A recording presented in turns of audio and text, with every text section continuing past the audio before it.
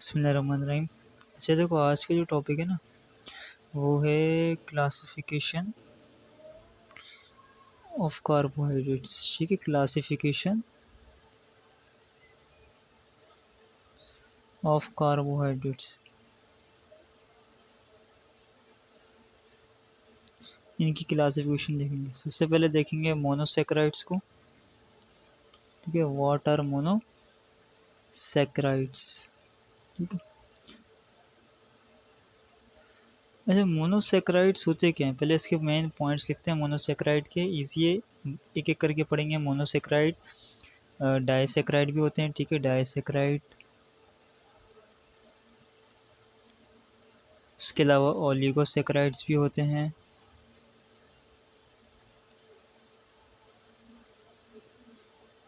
और हमारे पास पॉलीसेक्राइड्स भी होते हैं।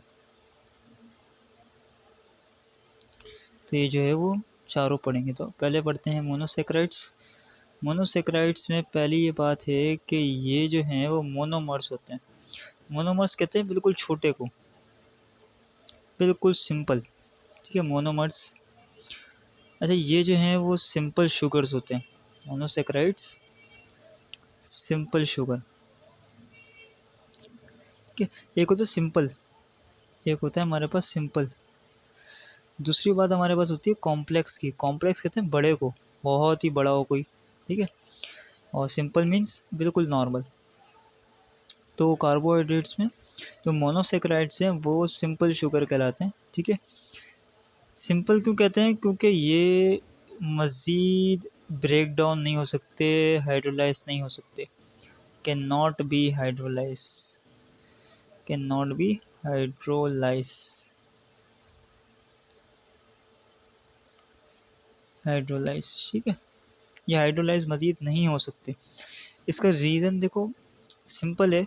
सिंपल चीज़ है, बिल्कुल छोटी चीज़ है, मामूली सी है। जैसे एक कोई भी हमारे पास मोनोसेक्राइड है, उसकी हमने करवानी है हाइड्रोलाइसिस। अब देखो हाइड्रोलाइसिस जो है ना, हाइड्रोलाइसिस ऐसा प्रोसेस होता है जिसमें किसी भी चीज़ की ब्रेकडाउन हो in the presence of water, वो हाइड्रोलाइसिस कहलाता है। तो हाइड्रोलाइसिस क्या होती है, वाटर की प्रेजेंस में किसी भी चीज़ को ब्रेकडाउन करवाना हाइड्रोलाइसिस कहलाता है। अब जो हमारे पास मोनोसेक्राइड्स हैं, वो मोनोसेक्राइड्स तो हमारे पास सिंपल शुगर है, मज़ीद तो ब्रेकडाउन हो ही नहीं सकते। तो यहाँ पर कोई रिएक्शन होगा, कोई रिएक्शन भी नहीं होगा। तो हम यहाँ लिखेंगे no reaction. Monosaccharide means simple sugar, simple sugar. Water की प्रेजेंस में हम इसका रिएक्शन करवा रहे हैं, मीन्स हाइड्रोलाइसिस हो रही है। क्योंकि ये सिंपल है, मज़ीद टूट नहीं सकता, ब्रेकडाउन नहीं हो सकता, तो कोई रिएक्शन भी नहीं होगा, कोई रिएक्शन नहीं होगा। ठीक है, तो इस तरीके से जो ये कार्बोहाइड्रेट्स में जो मोनोसेक्राइड है वो सिंपल शुगर होते हैं। अच्छा, इनके अंदर नंबर ऑफ कार्बन एटम्स है ना, नंबर ऑफ कार्बन एटम्स वो 3 to 10 हो सकते हैं, पॉसिबल है। ठीक है, इसकी अगर 3 कार्बन एटम्स होंगे, 3 कार्बन एटम्स, तो इसको हम ट्रायोज कहते हैं। 4 है तो मीन्स टेट्रोज हो गया, 5 है तो पेंटेज हो गया, 6 है तो हेक्स पेंटोज हो गया। ठीक है ना, हेक्सोज हो गया। तो सॉन ये चलते रहेगा ऐसे। ठीक है ना, तो ये बात तो उम्मीद करता हूँ क्लियर हो चुकी होगी। अच्छा, इसकी जो है वो एग्जाम्पल्स देखें तो एग्जाम्पल्स में हमारे पास आता है मोस्ट कॉमन ग्लूकोज। ठीक है, और दूसरा फ्रक्टोज, ग्लूकोज और फ्रक्टोज। ठीक है, अच्छा ग्लूकोज के लिए हम लिखते हैं कि ये एल्डोज शुगर है। ग्लूकोज क्या है, एल्डोज शुगर। ये फ्रक्टोज हमारे पास कीटोज शुगर है, मीन्स कीटोसिस है ये।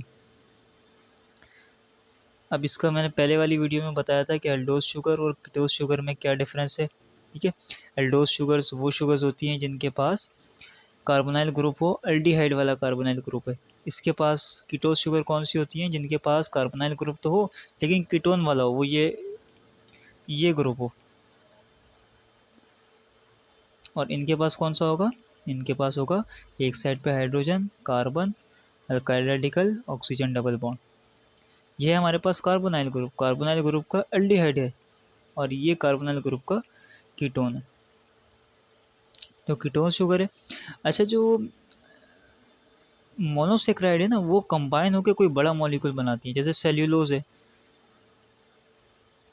या स्टार्च है। अब ये कंबाइन होंगे आपस में, कंबाइन होंगे तो फिर ही हमारे पास मोनोसेक्राइड्स हमारे पास कंबाइन होंगे तो फिर सेल्यूलोज और स्टार्च बनाएंगे। ठीक है, तो मोनोसेक्राइड्स आपस में कंबाइन होते हैं, मोनोसेक्राइड मोनोसेक्राइड आपस में कंबाइन हुए और कोई लार्ज या फिर कॉम्प्लेक्स मॉलिक्यूल बना दिया उसने। ठीक है, तो ये है मोनोसेक्राइड्स का। नेक्स्ट जो वीडियो होगी उसके अंदर पढ़ेंगे डाइसेक्राइड, ओलिगोसेक्राइड और पॉलीसेक्राइड। ठीक है, उम्मीद करता हूँ समझ आया होगा। थैंक यू, अल्लाह हाफिज़।